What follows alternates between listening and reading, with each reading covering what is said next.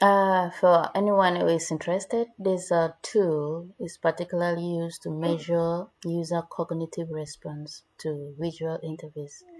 The data are either obtained from predefined experiments or for real-time experiments.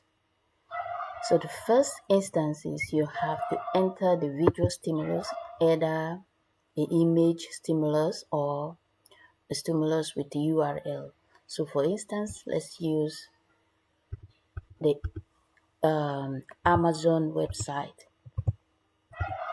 So you're going to type the Amazon website in the text box,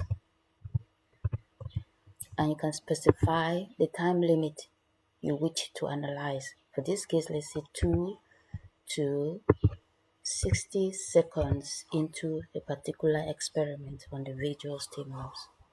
So we can import the predefined data sets because they are already trained to measure and recognize user emotions such as the ectodermal activity, the affect state, the timestamp and event such as key press, a URL where the user visited for each interaction. So the first case is to identify the particular instances for this particular response. The data sessions are loaded in to produce the response data, response signals, and its correlate. So you can run the response time for the electrodermal activity and the people response data.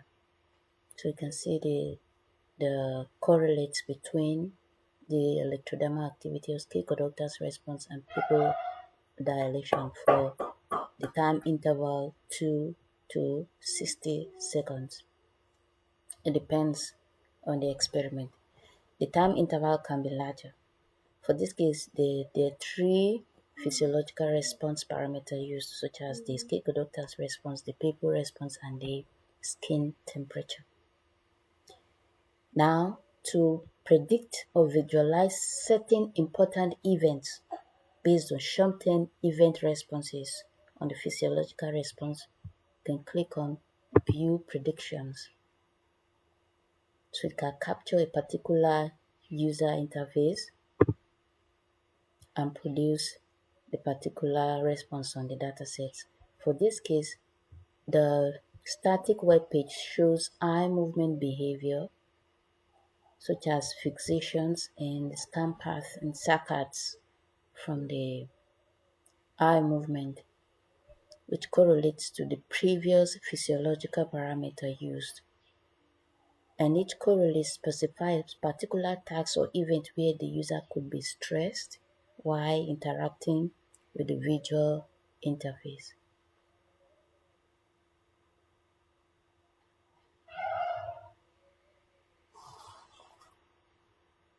So the four parameters, physiological response parameters, can be visualized in this form.